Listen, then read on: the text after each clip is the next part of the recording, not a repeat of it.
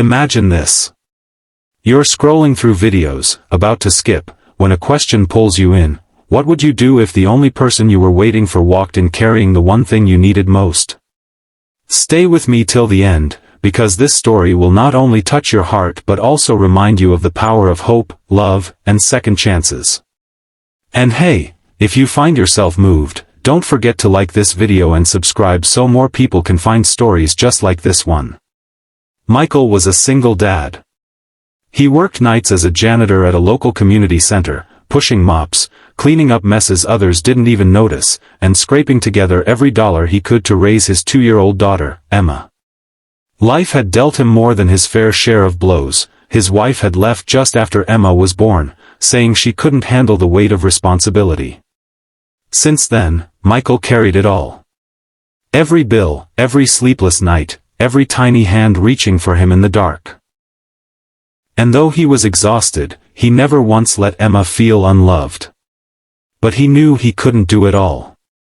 He needed help, someone who could watch over Emma while he worked, someone he could trust.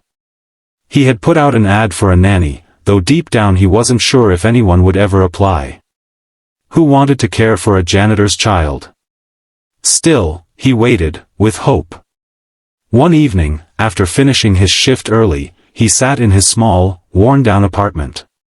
Emma was asleep in the crib he had rescued from a thrift shop, and Michael sat on the couch, staring at the peeling paint on the walls. The clock ticked toward the hour he had agreed to meet a potential nanny. His heart pounded. What if she didn't come?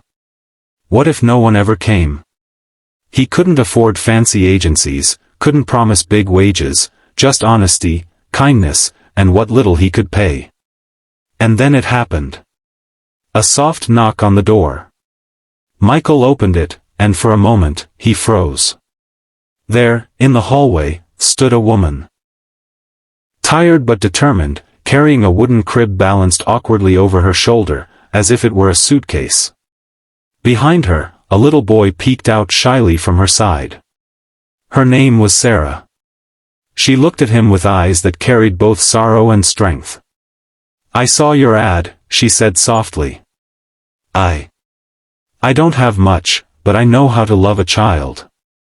And I know what it means to struggle." Michael blinked. He wasn't expecting this. You brought a crib?" Sarah laughed faintly, almost embarrassed. "It's all I have left. My husband, he passed last year. We lost the house. This crib was my son's, and it's the only thing I refuse to leave behind. When I read your ad, I thought, maybe this is where I'm meant to be." The silence between them was thick, but Emma stirred in the other room, and her tiny cry broke it. Sarah's son's eyes lit up, and he tugged her hand. "Mommy, a baby." Michael hesitated for only a second before letting them in. Sarah set the crib down gently in the corner of his living room, as if it already belonged there. She picked up Emma without hesitation, rocking her with a tenderness Michael hadn't seen in so long. Emma, usually fussy with strangers, melted into her arms almost instantly. In that moment, Michael felt something he hadn't felt in years: relief. Days turned into weeks, and Sarah became more than just a nanny. She became family.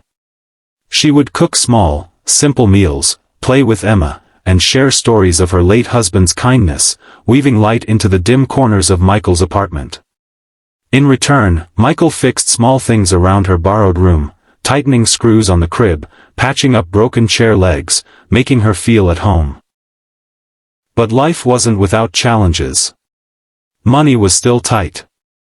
Michael sometimes skipped meals just to make sure the kids had enough. Sarah worked odd jobs when she could, but they often fell behind on bills. One night, Michael sat at the kitchen table, his hands buried in his face, whispering, "I don't know how much longer I can do this." Sarah placed her hand gently on his. "You don't have to do this alone anymore." Her words weren't just comfort, they were a vow. Slowly, something blossomed between them.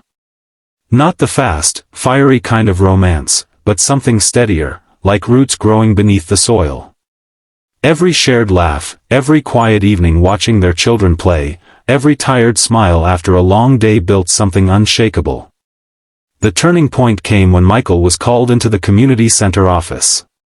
He feared the worst, maybe he'd lose his job. Instead, his supervisor said, "We've noticed your hard work. We'd like to promote you to facilities manager. Better pay, better hours." He couldn't believe it. For the first time, the weight on his shoulders lightened. That evening, he came home with a small cake, the kind he'd usually consider too much of a splurge. He placed it on the table and told Sarah and the kids the news. Tears filled her eyes as she whispered, "See? I told you. You're not alone anymore." And so, a single dad janitor and a widow with a crib over her shoulder built something new together. They weren't perfect, and they weren't rich, but they had love, trust, and family, things that money couldn't buy. So if you're watching this right now, remember, sometimes the help you're waiting for doesn't arrive in the form you expect.